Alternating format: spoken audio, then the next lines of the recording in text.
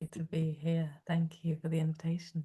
I'm so happy for you to be here too. You're so welcome for the invitation. It feels very divinely planned and timed and orchestrated by spirit. I was introduced to you, Farah, by a woman that I'm friends with that comes onto my women's panels every month, and her name is Robin Cohen. It was like December 23rd, very recently, that she was doing this book, Money Loves Me by Farah Orths. Do you want to be my accountability partner? And I was like, a resounding yes, because not only was the subject perfect, but the timing was perfect. I wanted something to be devotional with and to have the accountability with, and it was just perfect. So I've been listening to your book in the car with my husband. He's loving it, really, really profoundly loving it. I've been listening in bed after breath work this morning. I've been listening in the bathroom. I've been listening in the bathtub.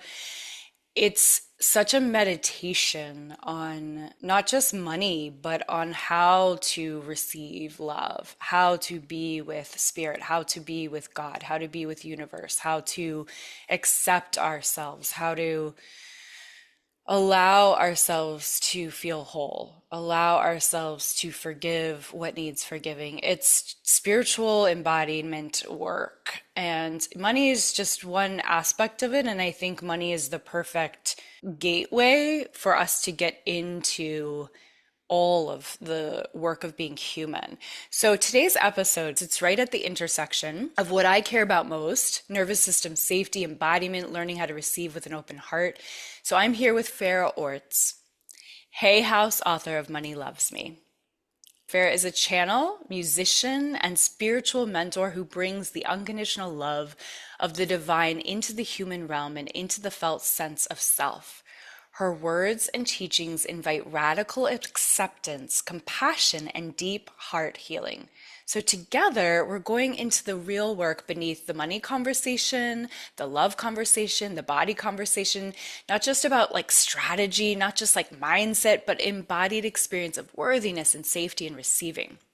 So, we're talking about how scarcity can live in the body, how shame gets wired into our relationship with money, what it looks like to rebuild trust from the inside out so abundance becomes something you can actually hold. And if we don't get a chance to cover all of that, guys, you can easily get her book and it's all in there. So, if you're ready to soften the grip, to expand your capacity to feel good and let money become a loving relationship instead of constant pressure, you're in the right place. I also want to mention what's really important to Farah. She was explaining to me just before I hit record are containers of divine love and her ceremonies. So, actually, I just want to start with the containers of divine love. What does that mean to you? What's the container of divine love? Tell me about that first, and then we'll get into all the money loves me stuff. Yeah, thank you. Yeah, the thread of the divine love is really at the center of everything that I do. It's the altar at which all of my work is centered, whether that's the songs that I channel or the ceremonies or the money work. It's all with unconditional love at the center. I feel like that's how we truly heal is through the frequency of unconditional love. When you think of anything that you've ever healed, that unconditional love has to be there to meet the shame, to meet the edges, to meet the parts of us that are afraid. That's really the heart of my work is unconditional love. Um, What a radical act. What a radical thing to say. Unconditional love. I mean, this is literally why we're here together because when I was a teenager, like 13, my mom introduced me to Reiki. And Reiki is the energy of unconditional love, life force energy. And that is like, I would say, my altar. It's like, there it is. So, no wonder that I'm here with you, that I'm drawn to you, that your words and your sound and your voice just feel like home to me and call me back to my deepest knowing, my deepest truth. Everything else is just is a lie. Everything else is just something we've been sold, right? It's like, yes, of course. Of course. And same with the Akashic record reading work that I've learned. It and everything I say, it's like it all comes back to if you want to see anything rightly, like you quote in your book, The Little Prince. If you want to see anything rightly, you have to see through the heart. This is how we see the clearest and the farthest. So I just love your work so much. So tell me more about your ceremonies. There was one you did recently over the holidays. Yeah, the one that I did recently was called Love Embrace. It was a 2 hour journey into a real place of stillness. It felt like a space outside of time where we all gathered. There was around 46 people. We gathered at the altar of love. It was a space where I really invite anybody in my ceremonies, if they want to rest, if they want to literally be in bed with the covers up and just rest with people, but be in their own space and rest in divine's hands. I read some Sufi poetry and we journeyed with some deep heart healing meditations and just remembered what love wanted us to know on that day. Each person had a different experience of what that was. They're such beautiful containers of snuggling up in divine's hands and reorientating our relationship to life from that place. And that's what I really feel is the foundation from which we should be living if we're called to that path. If we're called to the spiritual path and we're a mystic at heart, then let our life be built on the ground of immense devotion to the divine. Let it carry us. And the way that interacts with the nervous system is so beautiful. The amount of deep nervous system regulation that we can get from our relationship to the divine is immense. When you said you can just be in your bed and snuggle under your covers and listen and ask what divine is here, what love is here to say, and something like that, I just was like, yes, yes, yes, yes, yes, because this is the work I love to do. I love to receive breath work in my bed. I love to facilitate breath work for other people. I say, get in your bed. How often are we told to do that? Never. I've learned, most of us have learned, you have to try, you have to do, you have to get up and get out and get early going, and early bird gets the worm. And yet, I feel, Farah, that there's this movement right now of us reclaiming our softness, our intuition, our power, our rest, our winter, our knowing of like, it's not about the forcing and the pushing, and that the downloads can come most potently when we're in that space of love and comfort and receiving and femininity. I'm still absorbing the chapters of your book. And so I've marked pieces where I want to go back and I'm like, okay, that's a ceremony. I still need to offer the flower to the water. There was one chapter recently we were listening to in the car, Jake and I, about the patriarchy. And you were talking about how you felt a rejection of the masculine, but you were fully in the feminine, but then realizing you needed to integrate some of the masculine as well. You also talk in chapter 7 about how you're still on this journey too, and this is why you're called to do this work, why you were called to write this book. And since you've written the book, you've had so many growth periods and so much more that has come through that you're learning and that you're sharing and that you're teaching. I guess what I'm thinking is maybe this conversation is a little bit of a bridge between where I'm at with your book, just in the beginning stages of it, and opening to all of the lessons and sort of getting some validations from other teachings that you're then like really beautifully reinforcing. And I have to say, your book is one of the most easy, most feminine ways of learning about how to receive money. I feel like it's a bridge into where you are today in this present current time to when you wrote that book. I have all these planned questions, but I just want to go with, I just mentioned this patriarchy chapter. Where do you feel like you are now versus when you wrote that chapter? Specifically with the patriarchy or in general with the book? Both. Oh, both. Okay. Yeah, I feel in general, since the book, I've lived many lives and it's been, I wrote the book during my Saturn return. And that was a really life-changing portal for me. And I've just come out of the Saturn return now. Who I was at the start of writing the book and who I am now is so far apart from each other. And yet the book really delivered me into my truest self. When you write a book from the soul, you really get to distill, and you have to be so in intimacy with your medicine Mhm. for it to come out that you get to distill everything until you're just left with this precious, pure element that is your medicine. And that process of distilling changed me so much and was a huge part of what changed my life into who I am now. So it was a spirit guide for me, that book. It really, really, really was. And it wrote me. It completely wrote me. Wow. The way the book came through as well was phenomenal. It literally wrote all the chapters out through me, as in the actual structure of the book. It wrote through all the chapters, all the names. It came through really early on when I was working with Hay House. And all I had to do was fill it in. There was actually nothing in that book that I wrote from my own will. It was truly like Spirit was just writing it, Yeah. every line. And it was the most easeful writing in that sense. You Mm. know, it was really, really a powerful experience.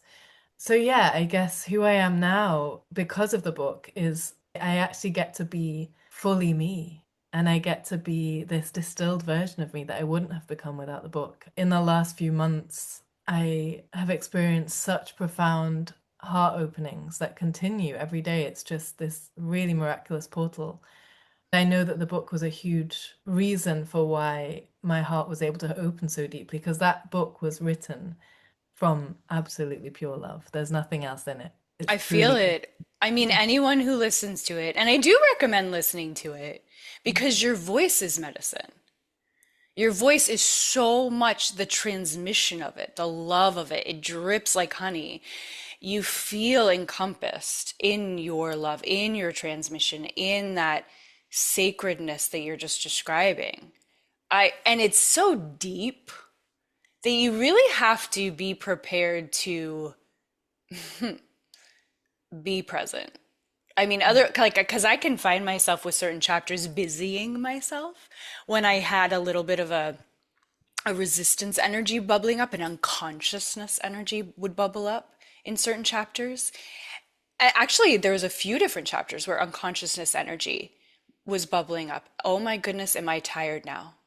Ooh, and or I could feel the heaviness, the weight of the energy of the chapter. And not that you were transmitting a heaviness, but I was feeling the heaviness of the prompts, of what the energy you were going into. You can't skim through that. You won't get it. And so I even have had to go back to certain chapters because I'm like, if I'm honest with myself, yes, I gave that offering. I put a crystal in the ground. I went outside and thank goodness for Robin, who's keeping me accountable. And I'm sending her pictures of, the money loves me. I wrote and put all over the house. Thank goodness I actually did the prompt because it actually works. But throughout my day, Farah, because I'm so in it right now, I'm experiencing it in all of these moments when I first wake up. Money loves me even when I feel lazy. Money loves me even when my body's aching. Money loves me even when I'm scared, even when I'm in doubt. And it's like God or father wound, right? It's really just insert the unseen here because it's all connected. I've been doing money work for 18 something plus years, but this feels like such a next up level, such a crystallization of the work and at the altar of the unconditional love. So, yes, I'm Mm. healing my money wounds, and yes, I'm healing my money stories, and yes, I'm healing my ancestry and my worthiness stories and all of it. But I'm also just remembering my wholeness in Yeah. general, healing myself Yeah. in general.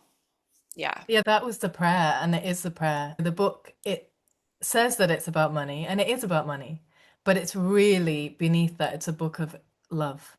Yeah.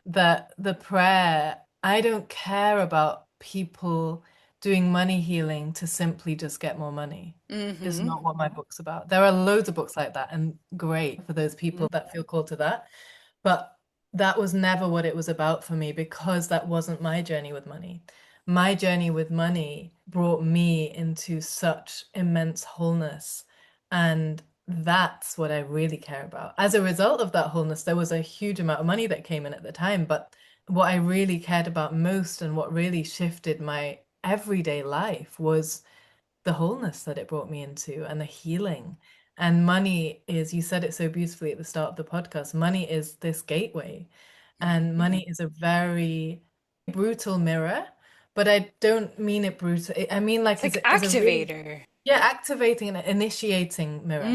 It will Mm. show you. It will show you where you're not open to receive in life. It will show you where you're not open to receive love. It will show you your contraction when it comes to being in touch and in aliveness with your worthiness. It will show you where you're afraid. It will show you where you're not trusting source. It will show you where you're not trusting yourself as a fragment of source.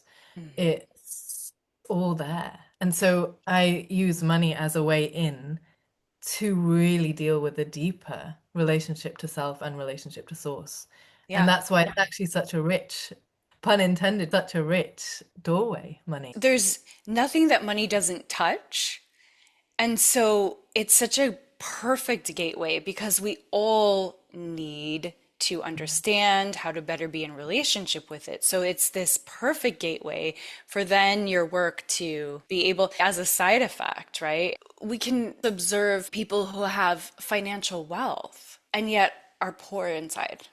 They don't love themselves, they feel alone, are in fear of losing it all. I think you talk about this in the book too, is, and of course, you can have very little and feel very rich and very whole and very abundant and have beautiful, full relationships and all the spectrum in between. The other thing you were talking about is what's beautiful is when you have personally gone in and out of maybe there's a windfall now and maybe there's a challenge again later because it's not stagnant. It's the ocean, it's flowing, it's currency, it's always changing, ever changing. It is a perfect portal activator, mirror, brutal mirror to when it does feel like it's ebbing, to come back into relationship with this work. When you say money loves me, how does it feel somatically when someone actually fully believes it? For Okay. someone who hasn't felt Mm. that yet, what Yeah. could that transition be Yeah. for them? Everybody feels it differently, but to really sense and feel money almost as a lover and as the beloved, as the divine shining within your heart, and that money is not even this thing that's outside of you. And it's not this dead thing, it's not just this paper thing. It's a frequency that you can experience in your own body, and that you are actually made of the same stuff as money, right? Because we are innately, deeply, deeply abundant beings. If you look at our physiology, the trillions of cells we have, our bodies work in such beautiful harmonic ways, and the amount of systems we have within us that are lovingly working for us without us having to think of a single thing, that is abundance embodied. That is the infinite that we carry within us. There are so many systems inside that are examples of our innate abundance. When we get to that place of really experiencing ourselves from that deep place of wholeness, of abundance isn't outside of me. It's not something that I gain. It's not something that I can even reach for. It's not something that I have to do anything to become. It is something I was birthed from and will always be and will return back into, because we are all source, we are all the divine.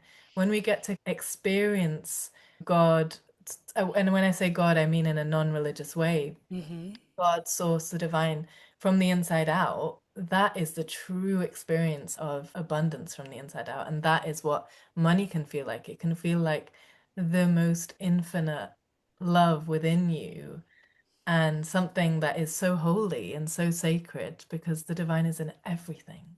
And we get to meet the spirit of money too. To carry money in your heart is so beautiful, and it makes your whole experience of relating with money in the world so much richer and actually really magical and powerful. Yeah. I can feel you Mm. tapping in when you speak. You close your eyes, you tune in, and that's how you wrote your book. It's beautiful, and I'm sure that's how you do your ceremonies. It's this transmission. Thank you so much for doing this work.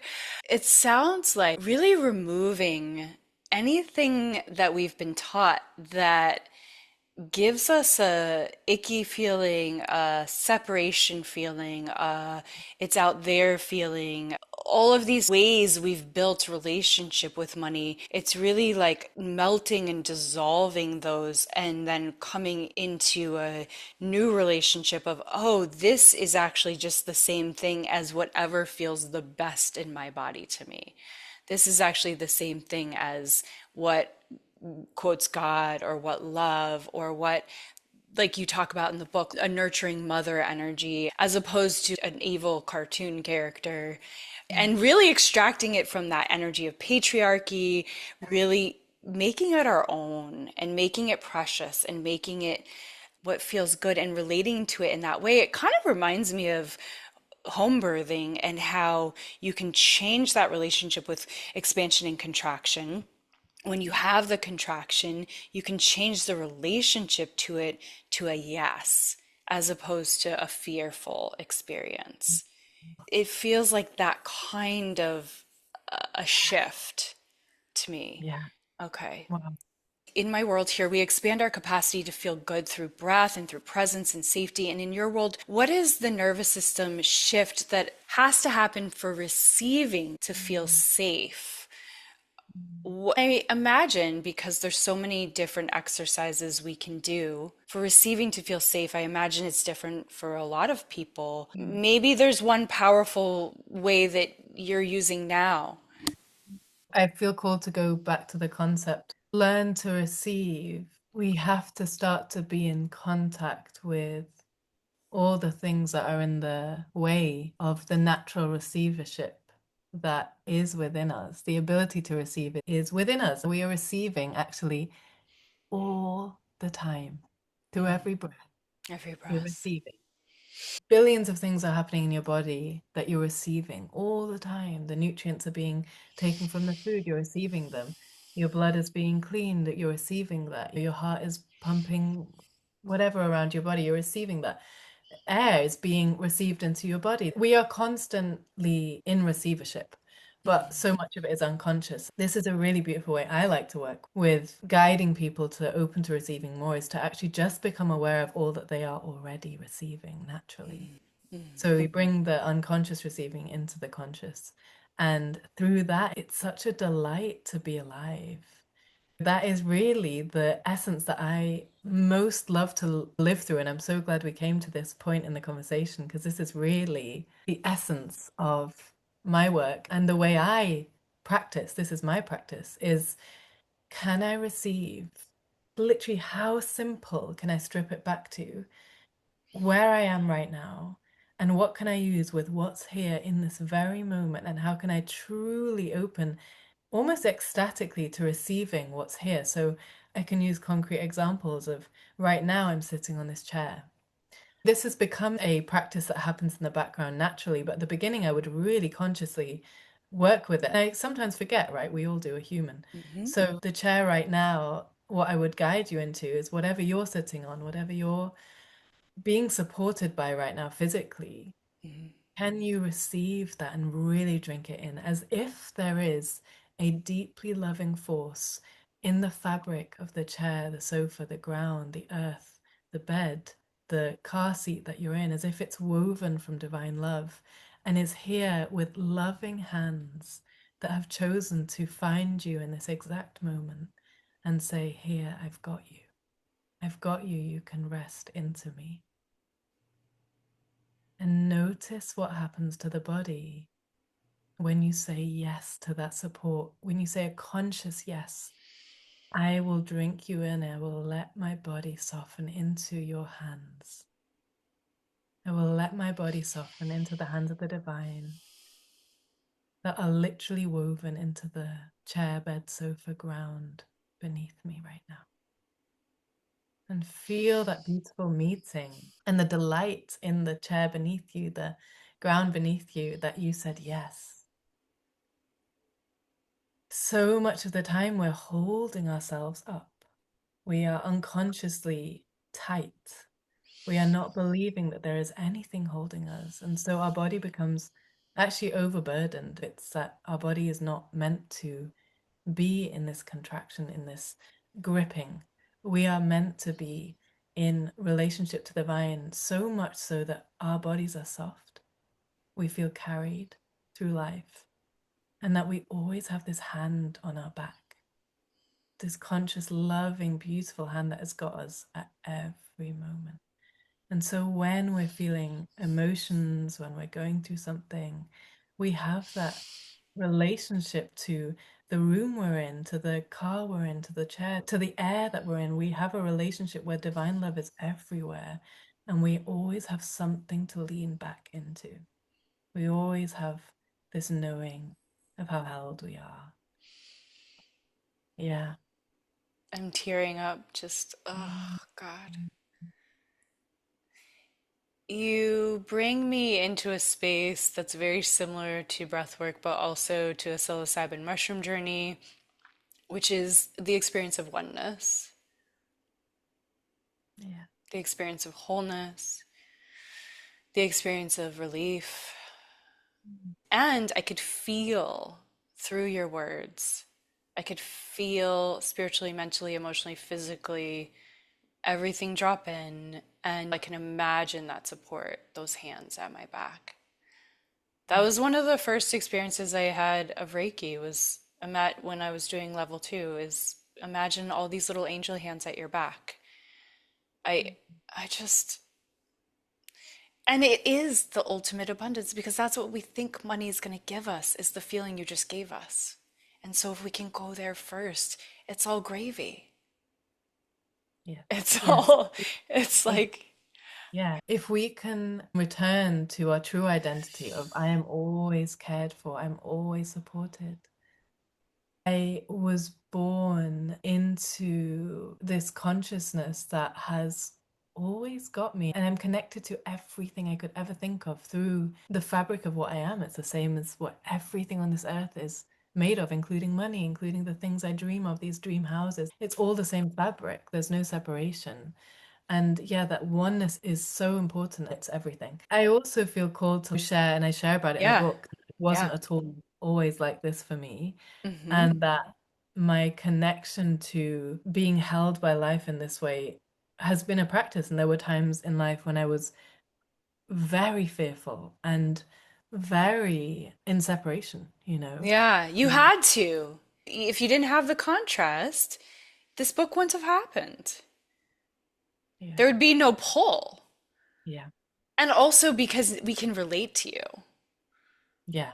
Yeah, the Yeah. human, so that's another thing that I feel is so needed in the spiritual community world. This sense of real owning and honoring of our humanness, that it's not a problem. It's not something in the way.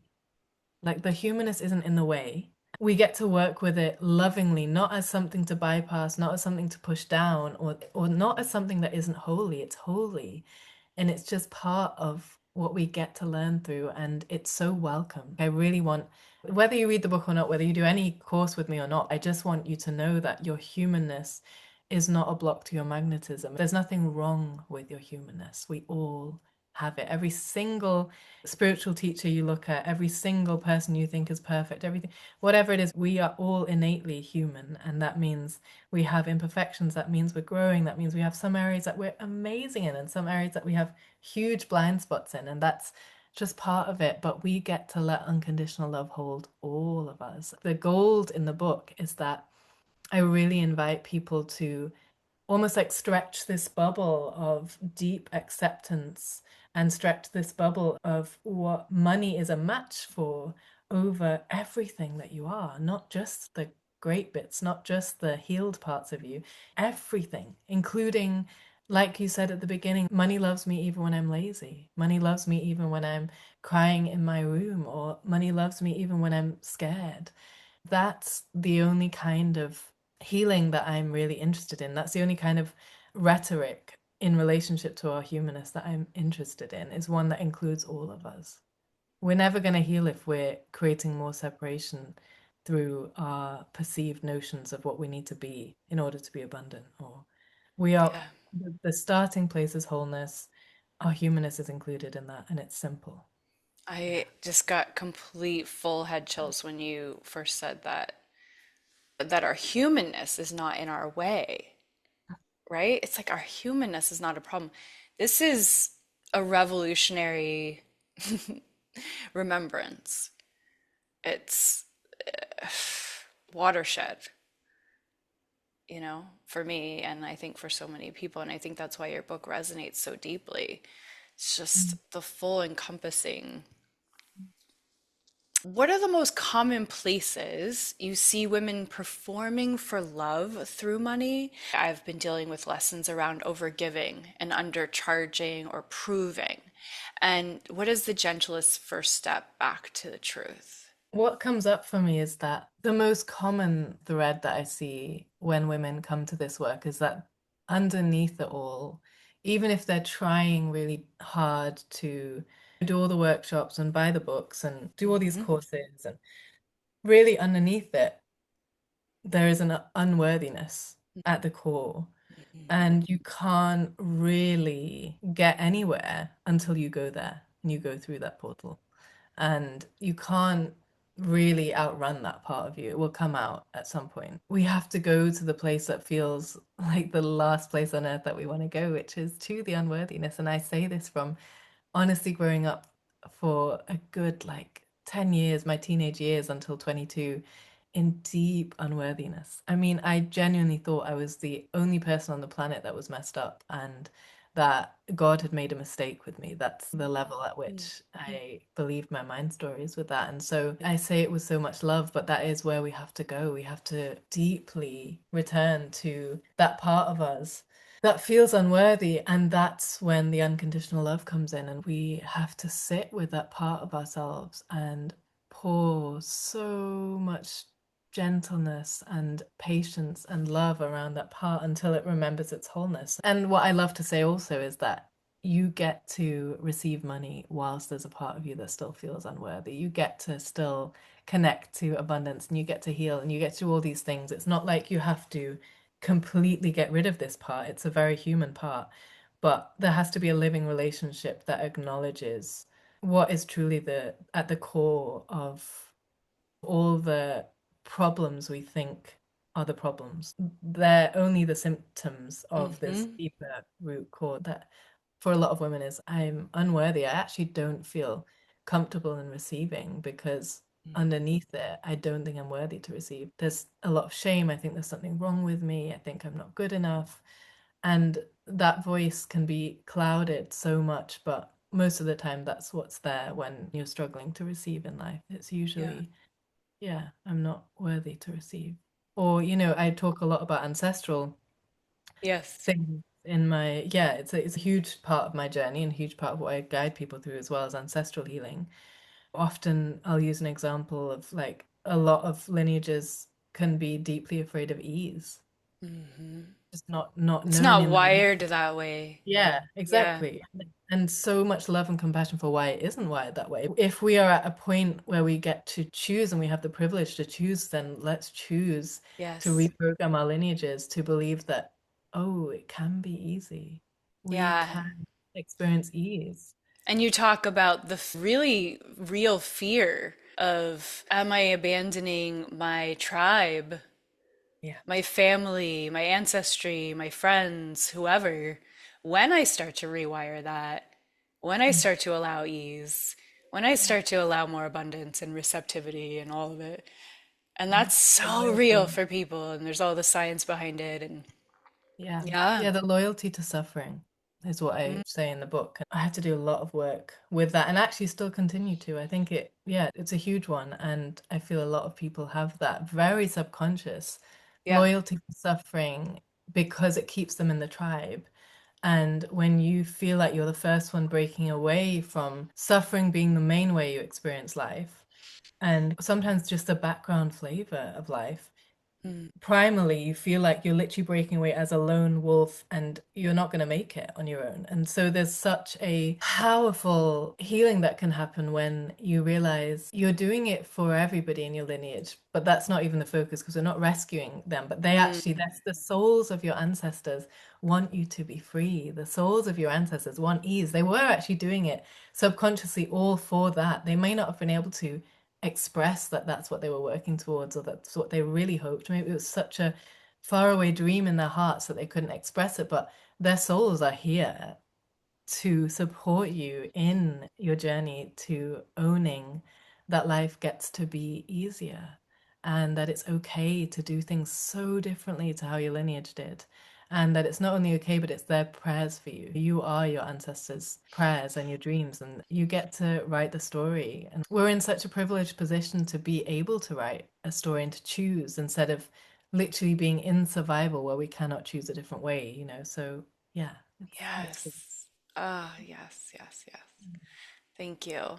So I love how breathwork can move what we cannot think our way out of. I like to Mm. say that breathwork in one session can be like 10 years of therapy. What would be your favorite practice? And you talked about noticing the earth supporting you, which you talk about in your book, noticing the support of the chair or the floor or the bed. What is your favorite practice for alchemizing shame around money into devotion, dignity, and self trust? To alchemize shame around money, the practice that I would recommend is to do a mini ceremony with money. And I speak about it in the book, but I can share a version of it now. It's a really simple practice. It changed my life. When I did this ceremony, I did it when I had quite a bit of debt and I had had it for years and it wasn't shifting. And the amount of shame that I felt from having this debt and not being able to shift it, it was like this huge rock that I was just carrying around with me on my back for years, and it grew and grew and grew. And this practice, it was channeled completely. When I did it, within 3 months, I'd paid off the debt with such ease. It was a miracle. It looked like a miracle from the outside, but I know what I did, and I really sat with the shame. And what I did was I created a intentional space, and I decided, right, I'm going to sit with money. And I was told by my channel to sit with money and almost eye gaze with money energetically. And this is all closed eyes. And Mhm. I really called in the spirit of money, and the spirit of money being the real heart of money, not the conditioned projection of money, not the societal version of money, but the heart of money, the true, pure spirit of money. And I allowed the spirit of money to sit across from me in this vision that I was in and really felt its presence and felt the most loving eyes within money just looking at me. And I started to be extremely honest, like radically honest about how I felt about money. And I said all the stuff that I wanted to say. And you can actually write this down. If you don't want to say it out loud, you can write a letter to money and do it in this way. Absolutely excavating all of the shame. So the things you don't want to say, like, I really hate you, money. I feel like you hate me and I hate you and I don't understand you. And I'm so angry. And I'm so angry that nobody ever taught me about money. And I'm so angry that I had all these imprints of money that were really scary and didn't feel safe. And it was so unstable. And whatever it is, your story, bring your story. Mm. And now I feel like an adult, but I still feel like a child with money. And I just don't get it. And it makes me feel XYZ. And then speak about the debt. If you've got debt, whatever is causing you shame, or speak about how you're not able to save, whatever it is, it's all welcome. And that's really the message that I kept getting from money was whatever you say, whatever you feel towards me, I'm not going anywhere. I'm here with you. I'm here with you and I'm loving you. I'm loving you when you're feeling hatred towards me. I'm loving you and when you're feeling anger towards me. I'm loving you when you're yearning for me. I'm loving you when you feel like a lost child towards me. I'm loving you when you wish someone would rescue you. Mhm. I'm just loving you. And so there was just waves to this ceremony, wave of, after wave after wave of what I offered, the true, messy human truth of how I felt about money. All I got back was love, unconditional love. And just a sense of like, you can go on as long as you want. I'm here. I'm not leaving you. And that energetic of money staying with you and not having any conditions over you. And really behind that, that's the divine. The divine is staying with you always. It never leaves you. It could never leave you. You are made of the divine. and you're a child of the divine, it's all the same. That love never goes anywhere. And so if we can really even feel 1, 2% of that unconditional love coming from money towards us, the healing that happens is immense. And it got to a point where I'd received so much love from money within that ceremony. And this is, maybe half an hour, 45 minutes. It wasn't even that long. It got to the point where I'd received so much unwavering love from money that I actually didn't care at that point whether the debt shifted or not, because I Mm. wasn't making the debt mean that I was unlovable anymore. And I just knew I was so loved in whatever I did or didn't do, in however much money I had or didn't have. It didn't matter. Money loved me and it was here with me and it actually never rejected me. Mm. And that was the point where my frequency towards money changed hugely. And as I said, within 3 months of that, a lot of money came into my business and I paid off the debt with so much ease and overflow. And yeah, yeah. You expanded your capacity. You say that several times in your book, expanded your capacity. And that's the tagline of this podcast, expanding our capacity to feel good. And to feel good in that unconditional love experience that you allowed yourself to have, that was you expanding your capacity to loosen the grip and to be non attached and to feel whole and healed and loved regardless of the externals. And then because of that, you received what you needed to receive and you created those pathways to receive what you needed to receive as a side effect. Mm, It's interesting because when you share about it, it's like inner child healing and it's father wound healing and it's God wound healing and it's all of it encompassed in this one medicine. I mean, gosh, this is the work of a lifetime, this work. mm, And like you say, it's never over. That's the beauty of it, as you get mm, to revisit it from the new vantage point and you get to get better at it and practice it and return quicker. And I like to talk about it's not how many times we fall off, it's how many times we come back. And also, I love how the nervous system builds upon itself and that it's cumulative. And so, the more we can practice what you're talking about, and I love that there's really no way you can fail with what you're saying because you're saying that the humanness is not a problem. yeah. So go ahead and fail. Go ahead and feel like you're failing. And use that as the way in to be closer with God and the way to be closer with money. And Mm, wherever you're at, use that as the way in. Whether it's you're listening to this, for example, and you're doubting whether it would work for you. Okay, mm, let's use that as an example. Like, even though I am doubting that this would ever work for me, and underneath that, I'm saying there's something maybe different about me, there's something wrong about me, or I'm not enough compared to other people that this money healing would work for. mhm. Even with that, money still loves me.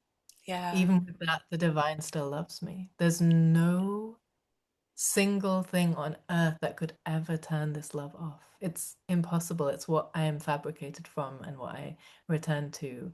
And the more we know that, oh my gosh, all of our masks and our pretenses of who we think we have to be just start to slip off because we are living from and breathing from this source of wholeness within us that is all inclusive, truly an all inclusive, all encompassing love.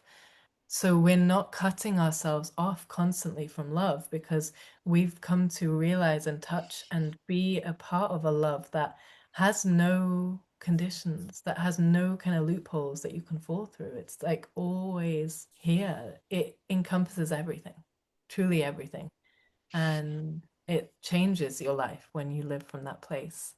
Your life stops becoming a way to try and morph yourself into something to get the love, and when you stop trying to morph yourself, you have all of your life force available to you, and you just get to rest back into who you really came here to be.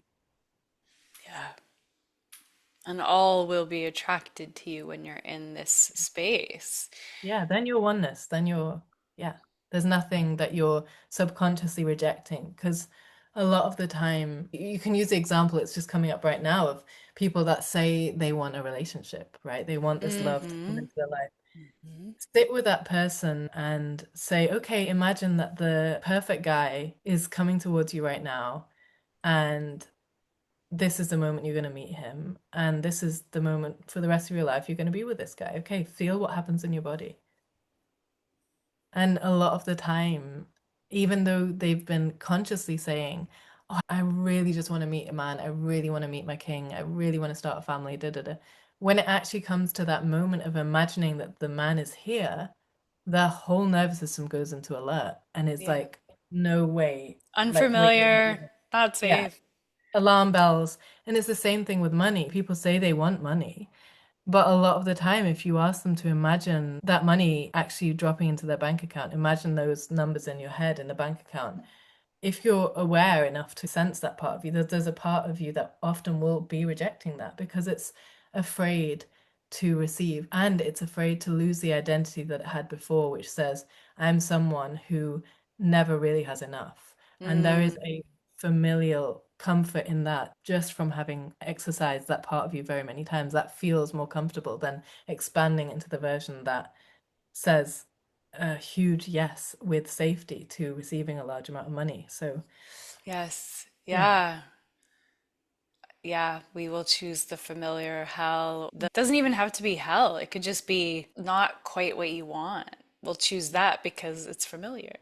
It's just so true. What would it look like to build a life where abundance is not just numbers, but aliveness? If a listener wants to live inside the reality this month, what is one embodied commitment they can make? Yeah. This is coming through, but I feel it can start like this. So, most of the time, we come into this earth through various birth stories, and a lot of the time, they're not really the most perfect entries into the world. And a lot of the time, what I've seen in a lot of clients and in myself was that somewhere in that birth story, we didn't truly say yes to being on this earth, and we didn't truly receive our lives, receive this life.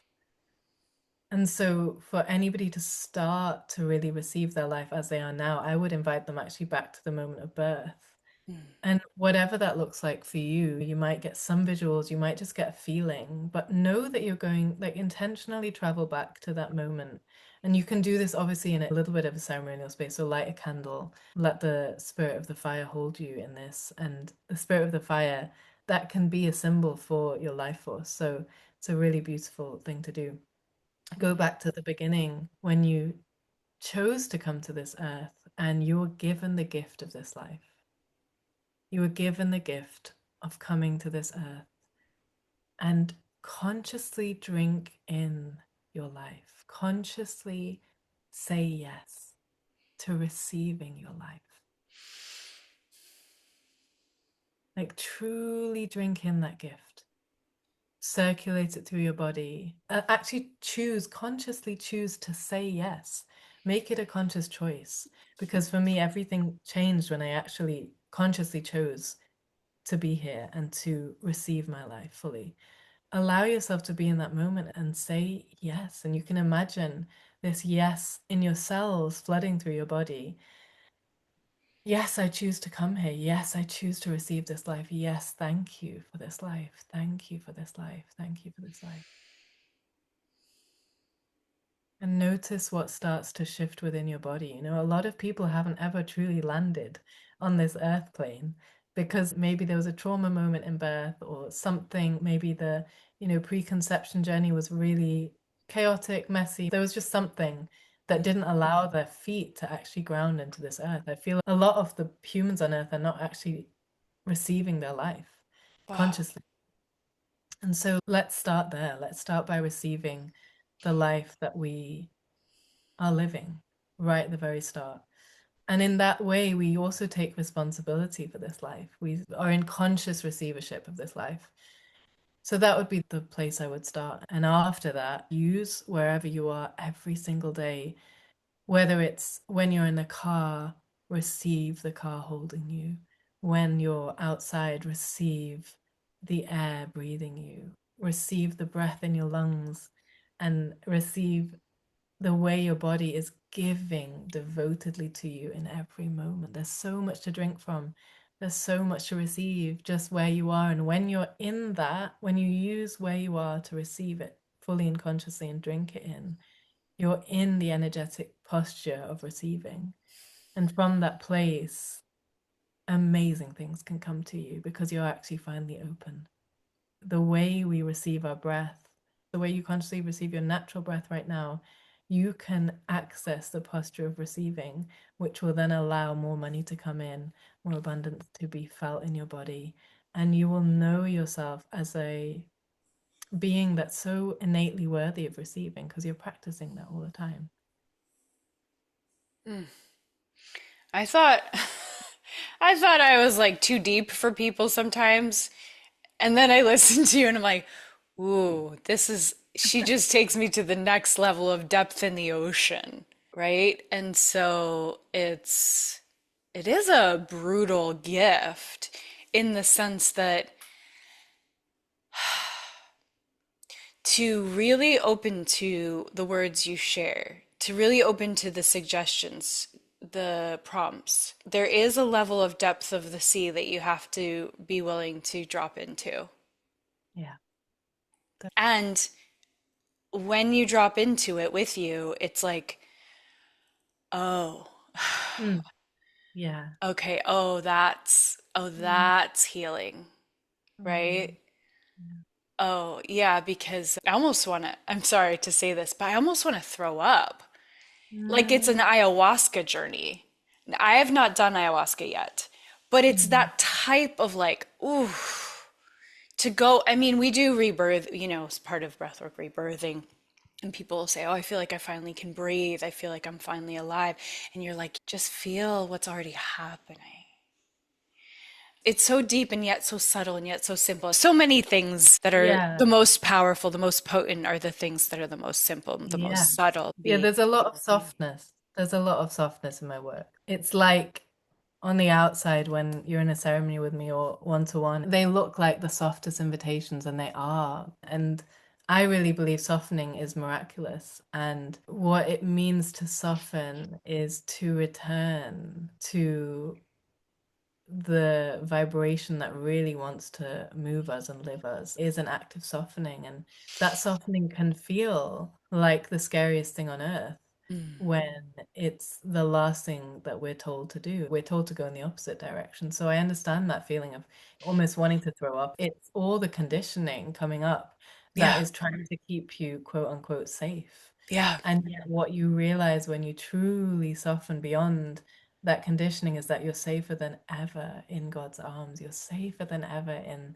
Source's love. You're safer than ever in unconditional love. And the concept of safety actually is an interesting one because it actually moves almost out. I used to say a lot, and I still do sometimes, I talk about safety, but more and more I'm actually like, when we truly return to the beloved's arms and we live from that place, we're not even thinking in terms of am I safe or am I not safe? Because we are trusting our lives to take care of us. We're trusting that we are always taken care of. We're always cradled. And it's this innate knowing, no matter what is presenting to us.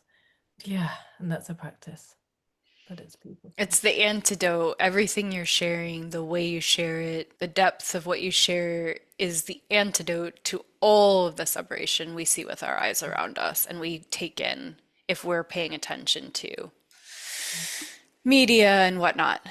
It is Yeah. the antidote. So thank you. There's of course, a million things we could continue to share, but I want to respect your time and our listener. I want them to be able to have this in one little capsule today. So thank you, Farah. I'm deeply honored. I can't wait to go back and listen to this and take this in on another level again. Well, you could get multiple levels of healing and awarenesses and realizations from listening back to this episode. So I'm excited to put it together for people and to share it with them. Thank you for the gift of your work and for being the divine open channel that you are and walking the path that you walk and being brave and courageous enough to put it all down on paper and to continue to share it and continue to be the portal for our healing. Thank you.